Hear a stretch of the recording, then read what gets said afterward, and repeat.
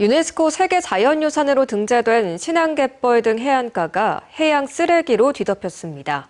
미관상 문제는 물론 생태계에도 악영향을 미치고 있는데요. 전라남도는 전국에서 해양 쓰레기가 가장 많은 곳으로 조사됐지만 뚜렷한 대책은 없는 상황입니다. 첫 소식 김규희 기자가 보도합니다. 유네스코 세계자연유산으로 지정된 신안갯벌.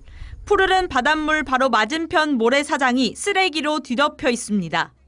스티로폼은 물론 폐어구와 밧줄, 각종 생활용품까지 해안가를 따라 해양 쓰레기가 널브러져 있습니다. 만조대 조류에 휩쓸려온 폐기물이 쌓여 있는 겁니다. 선박이나 양식장 등 해상은 물론 육지에서 버린 생활 쓰레기, 심지어 해외에서도 떠밀려 온 것으로 추정됩니다. 중국의 어선에서 온 것도 있을 것이고, 그다음에 분명히 또 그 중국 외국 탓만을 할 수 있는 게 아닌 게 한국 쓰레기도 굉장히 많거든요.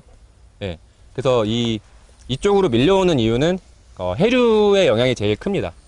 최근 5년 동안 전남 지역 해양 쓰레기 수거량은 19만 7천여 톤으로 전국에서 30.3%를 차지해 가장 많았습니다. 방치된 쓰레기는 자연 경관을 해칠 뿐더러 해양 생물의 목숨을 앗아가기도 합니다.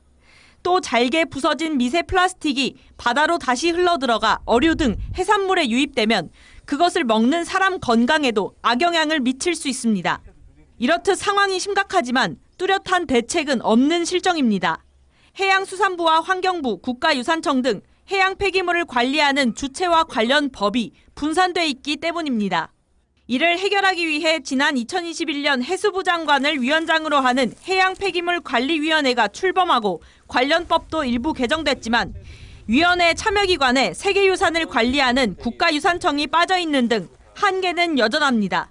관리 시스템을 만들었지만 일단은 각 법이 따로 놀기 때문에 그 해양 쓰레기 문제뿐만 아니라 여러 가지 이제 문제들이 해양 보호구역 내에서 좀 제대로 관리가 되도록 해양 보호구역 기본법이 제정이 돼야 된다고 생각합니다. 이런 가운데 이 대통령이 최근 국무회의에서 해안 쓰레기 심각성을 인지하고 해수부에 관련 대책 마련을 요청해 놓은 상황. 우리나라 해안이 한여름인데 눈이 와 있대요. 스티로폴이죠, 그거. 해양 쓰레기. 그거 어떻게 좀 해야 되는 거 아니에요? 대통령 요구에 힘입어 해양 쓰레기 문제 해결에 속도가 붙을 수 있을지 관심이 모입니다. MBC 뉴스 김규희입니다. 언제 어디서나 내 손 안의 뉴스. 광주 MBC 뉴스 유튜브 구독으로 함께하세요.